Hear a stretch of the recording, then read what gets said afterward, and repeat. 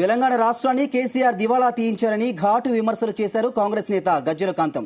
స్కీముల పేరుతో స్కామ్లు చేశారని ఆరోపించారు. ప్రాజెక్టుల పేరుతో దోచుకున్నారని మండిపడ్డారు. లిక్కర్ స్కామ్లో అరెస్ట్ అయిన కవితను తీహార్ జైలుకు పంపడం ఖాయమన్నారు.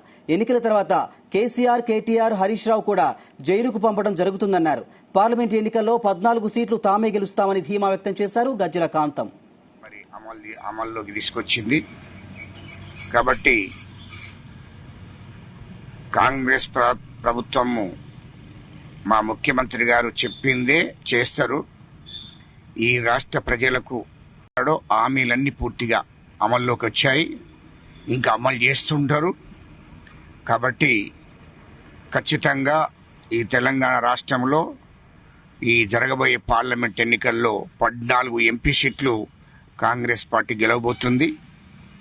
దేశవ్యాప్తంగా 250 సీట్లు మరి మా కాంగ్రెస్ పార్టీ గెలవబోతుంది. ఖచ్చితంగా మా రాహుల్ గాంధీ గారు ఈ దేశ ప్రధానమంత్రి కాబోతున్నాడు. మరి ఈరోజు గత ప్రభుత్వము మాజీ ముఖ్యమంత్రి కేసీఆర్ గారు మరి రాష్ట్రాన్ని దివాళాకోరు రాష్ట్రంగా చేసి పెట్టిండు. ఎందుకంటే ఈ రాష్ట్రంలో స్కీములను పెట్టి స్కాములు చేశాడు. మరి ఈ రాష్ట్రం తెలంగాణ రాష్ట్రం ఏర్పాటు నాటికి 65,000 కోట్లు మిగులు బడ్జెట్ ఉండే. కానీ ఈ రాష్ట్రానికి కేసీఆర్ ముఖ్యమంత్రి అయిన తర్వాత 6 లక్షల కోట్ల అప్పు ఇవ్వడం జరిగింది. 6 లక్షల కోట్ల అప్పులో అది 6 లక్షల కోట్లు అప్పు వేయడం జరిగింది. స్కీములు పెట్టాడు, అన్ని స్కామ్లు వేయడం జరిగింది.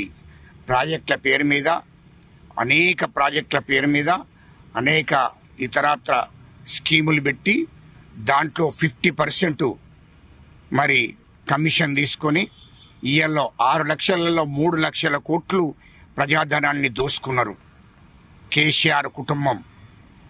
అందుకోసమే ఇయలో లిక్కర్ స్కామ్లో కవితను ఈడీ వాళ్ళు అరెస్ట్ చేసుకుపోయినరు. ఆమెను తిహార్ జైలుకు పంపుతున్నారు. మరి ఈ యొక్క ఎన్నికలైన తర్వాత కేటీఆర్ను, హరీష్ రావును, మాజీ ముఖ్యమంత్రి కేసీఆర్ను కూడా జైలుకు పంపడం జరుగుతుంది. ఖచ్చితంగా చట్టపరమైన విచారణ జరుగుతుంది.